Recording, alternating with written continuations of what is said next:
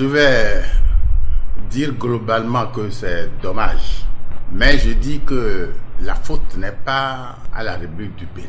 La faute est aux putschistes, parce que dans l'espace de la CEDEAO, tous les instruments juridiques, toutes les volontés politiques ont convergé à partir de 1990 pour interdire tout putsch. Mais voilà que nous avons connu une éclosion de putsch.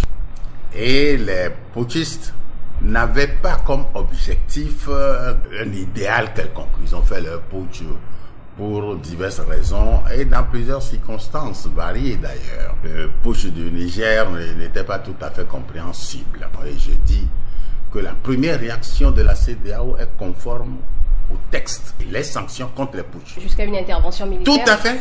Et la République du Niger a signé le texte qui a égrener l'ensemble des sanctions à prononcer. Il ne faudrait pas en vouloir au Bénin d'avoir été en première ligne pour cette intervention militaire. Je dis non, parce que je suis foncièrement opposé au putsch et la conjonction a été faite pour qu'il n'y ait plus de putsch.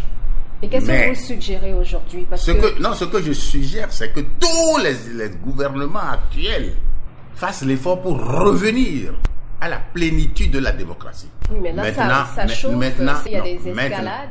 Maintenant, je ne connais pas le dossier WAPCO.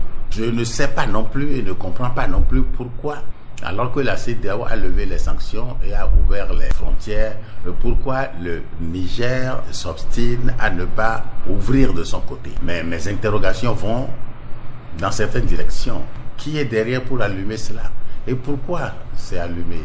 Et je connais beaucoup de Nigériens, le Niger est un peu mon pays, j'y vais très souvent, je connais toute la classe politique du Niger, mais je ne connais pas bien les militaires. Je sais qu'au Niger, à l'heure actuelle, des gens militent pour que ça s'apaise. Maintenant, la dernière affaire en date et qui chauffe à juste titre, parce que c'est une accusation très grave.